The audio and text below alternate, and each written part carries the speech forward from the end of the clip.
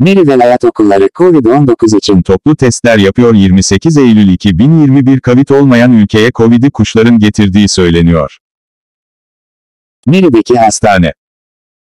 Türkmenistan Meri Velayet Okulları, öğretmenlere Covid-19 için toplu iş yapıyor.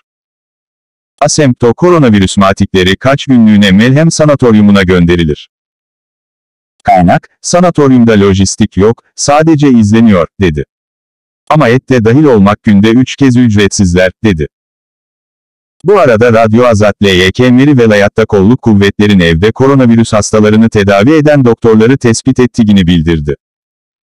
Doktorun özel muayenehanede olduğunu kanıtlayan fotoğraflar ve videolar çekiyorlar.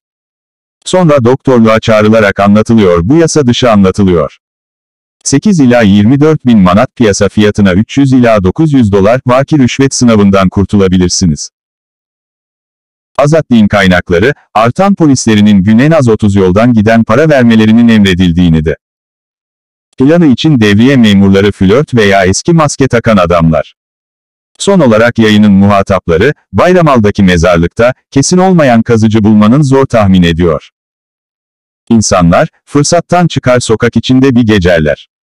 Bazen kendi yakınları mezarı kazarlar. Kaynaklar News, önce 15.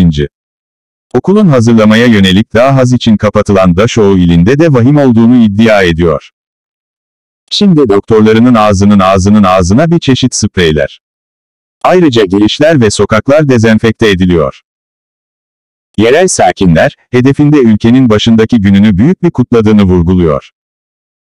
Koronavirüs nedeniyle tatil iptal edilmedi.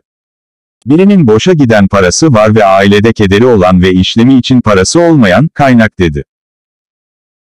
Salgına çıkma havai fişekleri ve diğer kutlamalar tüm velayetlerde yapıldı.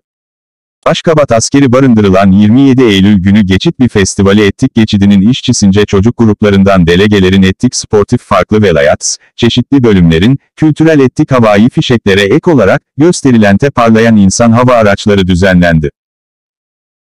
Türkmenistan yetkilileri, 2020 baharında bağımsız medyada hasta ve ölülerle ilgili bilgiler görünmeye başlamasına rağmen, Covid-19'un ülkeye nüfuz ettiği gerçeğini hala tanımıyor.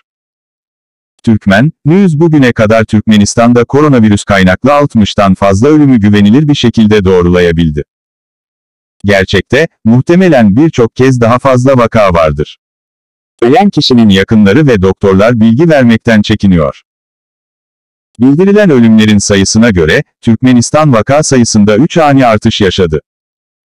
Birincisi 2020 yazında, ikincisi 2020 ila 2021'in başında ve üçüncüsü 2021 yazında başladı ve bugüne kadar devam ediyor. Yetkililer bazı sıhhi ve karantina önlemleri alıyorlar, ancak çoğu resmi medyaya hiç yansımıyor ve maske takma gereğini açıkça beyan ederlerse bu, Aral Gölü'nden gelen zararlı tozların yayılması ile açıklanıyor. Ve ARVI'yi önleme ihtiyacı.